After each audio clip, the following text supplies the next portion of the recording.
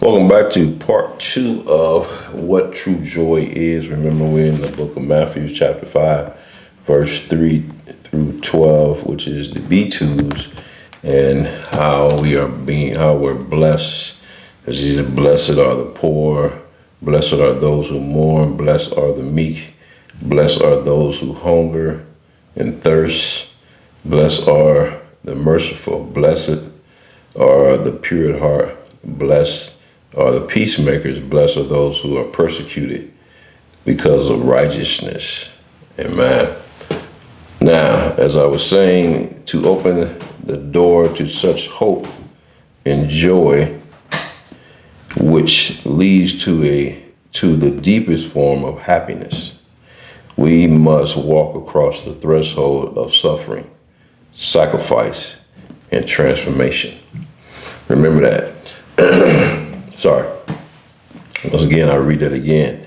To open the door to such hope and joy, which leads to the deepest form of happiness, we must walk across the threshold of suffering, sacrifice, and transformation. Amen. So if you're really looking for true happiness, it won't be in pleasure or earthly prosperity. Amen. It will be that you want to experience hope and joy. It says being blessed by God means experiencing hope and joy independent of the outward circumstances. Amen. The B2s don't promise pleasure or earthly prosperity. So when you read Matthew's chapter 5, verse 3 through 12, you're not going to see anything there that says anything about pleasure, and you won't see anything in there that says anything about earthly prosperity. Those things right there they really don't bring you happiness.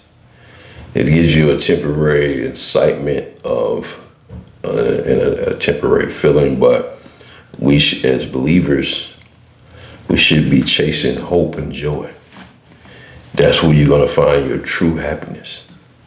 Amen. When he says to open the door to such hope and joy, which leads to the deepest form of happiness, we must walk across the threshold of suffering, sacrifice, transformation.